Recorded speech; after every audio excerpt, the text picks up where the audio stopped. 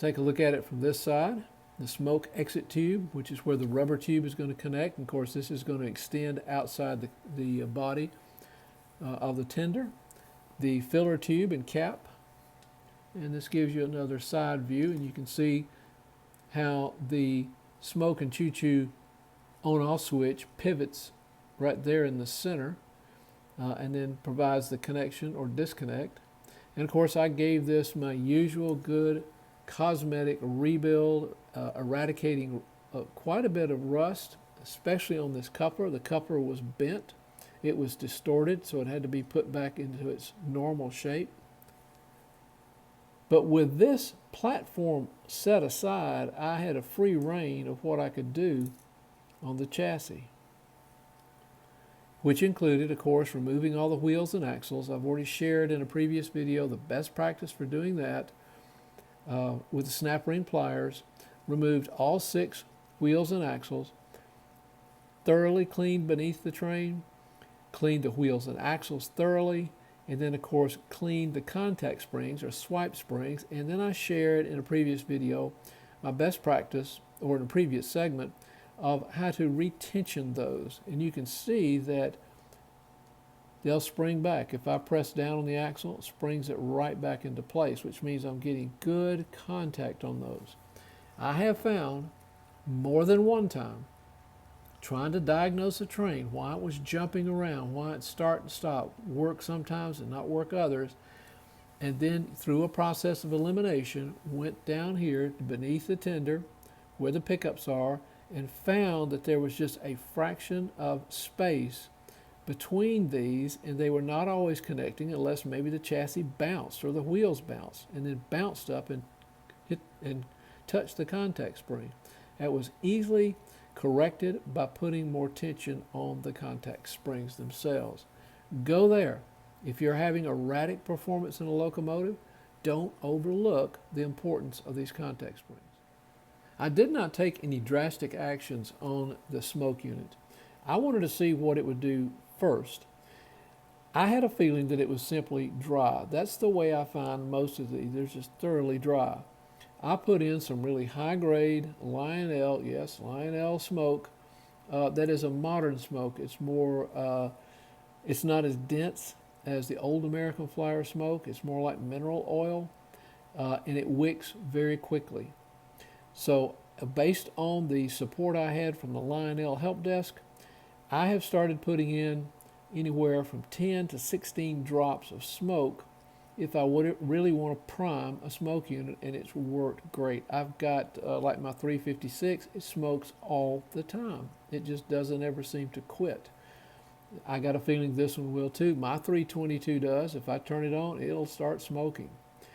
So I put in the 16 drops. Now, I did blow it out with compressed air and the small tube that comes with the compressed air, even through here, because I wanted to see if it would make a whistle sound. I just want to make sure there was no moss in there having made a nest. And I was able to produce a whistle sound by just hitting it right in here or right up here. I forgot where I was doing it, with a compressed air can.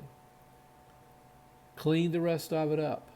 I wanted to get back into a maintainable state, and you can see that this is pretty well pristine clean, except of course now there's fresh grease and oil on the parts that have friction and rub and drag to improve its performance. And with the camera spotlight on, you can see the commutator, how clean and polished it is, and you can see the brushes going all the way through from here into the interior. This is an oil wick. I wouldn't count on using those too much. They can dump far too much oil on that bushing that will eventually get on the commutator, and that is another problem, maybe for a later video when I start going over the best processes and standards on really and truly what to look for in these. Not hype, not, hey, let's tear this thing apart, take it apart and see what's going on. You don't need to do that. You need to focus on some really, really key areas, not only in the maintenance and cleaning, but also in the long-term care of these trains. I had one of my locomotives thoroughly rebuilt. It started misbehaving. Very erratic performance. And I went to these key areas some of which I've shared with you, the wheels and axles touching the contact springs, and other places that I'll share later in addition to the commutator. Once I looked at the commutator and looked at the end of the brush, I saw that it had oil on it, and I knew right away that that had to be what it is, because I had done such a thorough job of that rebuild. I had put too much oil on the wick, the oil wick, and this, to me, this is one of the more useless oil wicks in the whole train. Actually, there's only two, and they both serve the same purpose on locomotives. I just wouldn't over soak those things because they have a tendency, I think, to get too much oil down in that commutator area. And if you get oil on the surface of the commutator, it's going to look clean, but it's going to give you erratic performance, and it really needs to be re-cleaned thoroughly. And you can see how clean this one is on the interior.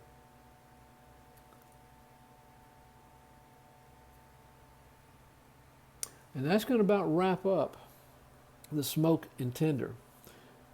Generally one of the more challenging areas of these older trains, the ones that have the smoke intender units. And now I'm going to move on to the locomotive. I know it's going to present some challenges as well. I am going to take you back through a class and a presentation on reverse units to show you what to look for there and show you why these trains perform erratically at times. And it's all coming from the reverse unit. It can come from the reverse unit.